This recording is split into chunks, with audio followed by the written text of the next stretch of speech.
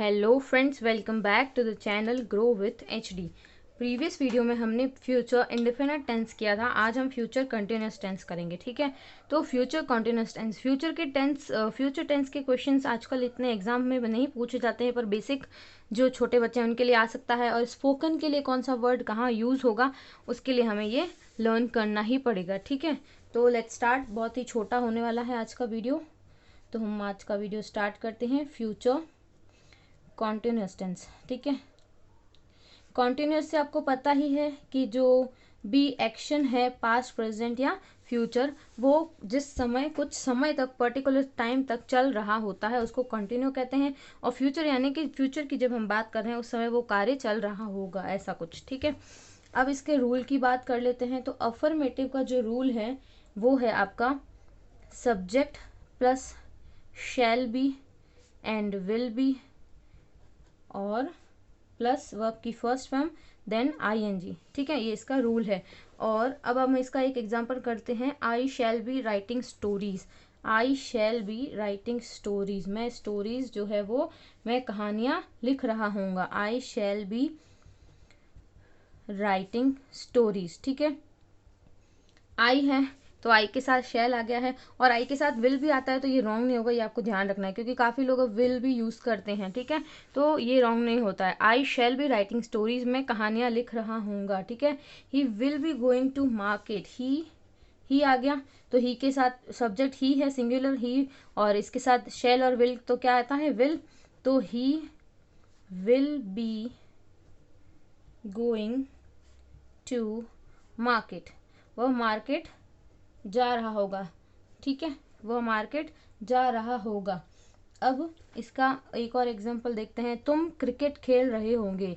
तुम क्रिकेट खेल रहे होंगे। You will be playing cricket. You will be playing cricket. I hope आपको सबको ये वीडियो क्लियर दिख रहा होगा। You will be playing cricket. ठीक है, तुम क्रिकेट खेल रहे होंगे। तुम क्रिकेट खेल रहे होंगे। ऑल राइट, अब हो गया आपका। इसमें जो कुछ टाइम एक्सप्रेशंस होते हैं वो मैं आपको बता देती हूँ।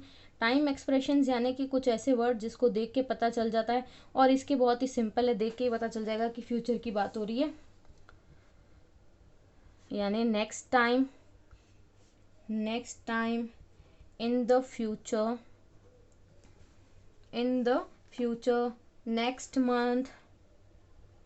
नेक्स्ट मंथ, और हो गया आपका at the time, at this time tomorrow, यानी कल इस टाइम। ठीक है, at this time, sorry, at this क्या था, हाँ, at this time tomorrow, at this time tomorrow, at this moment next year, at this moment next year, ये भी पूरा साथ में है। ठीक है, at this moment next year, या हो गया आपका एट 8 PM टुमारो। जैसे कोई टाइम बोल देता है, कल हम 8 बजे मिलेंगे, तो ये हो गया एट 8 PM टुमारो। ठीक है, ये इसके टाइम एक्सप्रेशंस हैं, इनको देख के आपको पता चल जाएगा। अब इसका जो है हम नेगेटिव पार्ट कर लेते हैं। नेगेटिव सेंटेंस यानी नकारात्मक वाक्य, ऐसे वाक्य जिसमें नहीं का भाव आता हो। ठीक है, विरोधाभास जिसमें। तो इसका जो होगा, पहले आ जाएगा आपके सब्जेक्ट। रूल क्या हो गया इसका? पहले आ गया है आपका सब्जेक्ट, फिर शैल, और बी नहीं आएगा, नॉट आएगा। ठीक है, shall not be, will not be, और फिर आ जाएगा वर्ब की फर्स्ट फॉर्म आईएनजी, और then rest of the sentence. ठीक है, तो अब इसका कर लेते हैं। I shall not be writing stories, इसी को ट्रांसफर कर लेते हैं हम, इसी को एक्सचेंज कर लेते हैं, कन्वर्ट कर लेते हैं। I shall not be writing stories, मैं कहानियाँ नहीं लिख रहा हूँगा। ठीक है, I shall not be writing stories. और he will be going to market, तो he will not be going to market. He will not be going to market, वह मार्केट नहीं जा रहा होगा। ठीक है, वह मार्केट नहीं जा रहा होगा। और I will not be working tomorrow, I will भी हो सकता है और आई शैल भी हो सकता है। ठीक है, तो हम लिख देते हैं यहाँ shall. I shall not I shall not be working tomorrow, मैं कल काम नहीं कर रहा हूँगा, ठीक है, मैं कल काम नहीं कर रहा हूँगा, TOMORROW, टुमारो, मैं कल काम नहीं कर रहा हूँगा, I shall not be working tomorrow. Alright, अब हम देख लेते हैं इसका इंटेरोगेटिव पार्ट। इंटेरोगेटिव का रूल क्या है, शैल और विल बाहर आ जाएंगे, shall and will first number पे, then subject, then be and then verb की फर्स्ट फॉर्म विथ ING, ठीक है। तो will Sam be dancing, will Sam be dancing, क्या सैम जो है वो नाच रहा होगा, विल सैम बी डांसिंग, ठीक है। नेक्स्ट हम कर लेते हैं shall we be singing song, shall we subject के बाद be, shall we be singing song, क्या हम गाना गा रहे होंगे, क्या हम गाना गा रहे होंगे, shall we be singing a song, okay, ठीक है। अब आ जाता है आपका इंटेरोगेटिव नेगेटिव, क्या आ जाता है, इंटेरोगेटिव नेगेटिव।